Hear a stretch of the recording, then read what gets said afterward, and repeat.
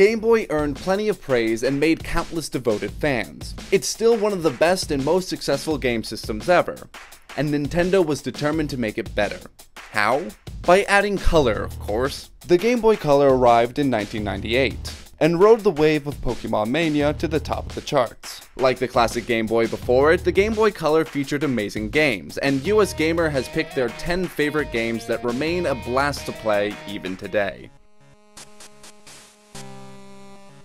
Known as Metal Gear Solid Ghost Babel in Japan, the Game Boy Color installment sticks to what Snake is good at: tactical stealth action. Using the series' classic top-down camera angle and the tricks Snake picked up on the PlayStation, you must sneak around and subdue your opponents before they discover your presence in your fight to take down Metal Gear Gander. Next up is everyone's favorite mustached man. No, not him. No, not Luigi either.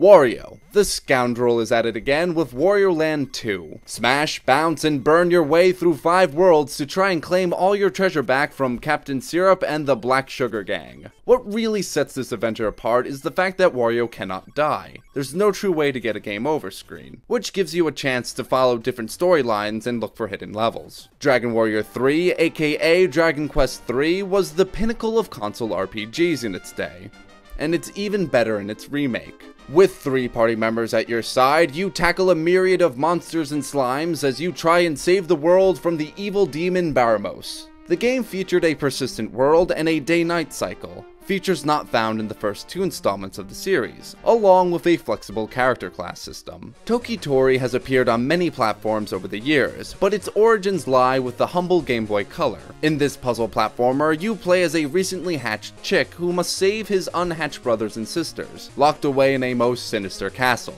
Tokitori is incredibly slow, but can you blame him?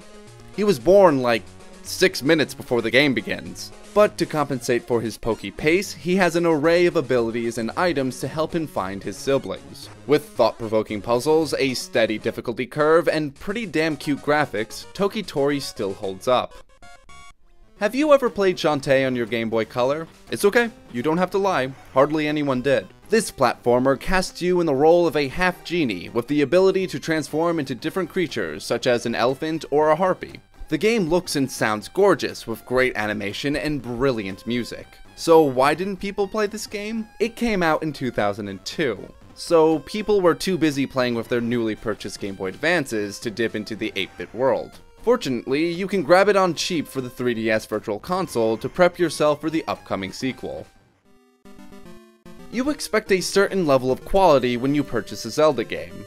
And despite not being developed by Nintendo, these twin entries don't fall short. Oracle of Ages and Oracle of Seasons were released on the same day in 2001, and in order to get the full story, you must play both of these games. Sure, the idea was to make you buy 2 games, but this isn't like the Pokemon series. These 2 Zelda adventures feature completely different stories, worlds, dungeons, weapons, and even playstyles.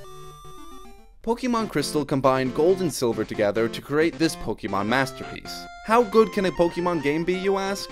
It's the same game over and over again. Oh, ye of little faith. Yes, the Pokemon games basically share the same formula, though it's the little things that make each one fantastic. This is the first entry of the series to let you choose the sex of your trainer, the Pokemon sprites were animated, and there were plenty of bonus content to keep you entertained, including the Suicune subplot and the Battle Tower.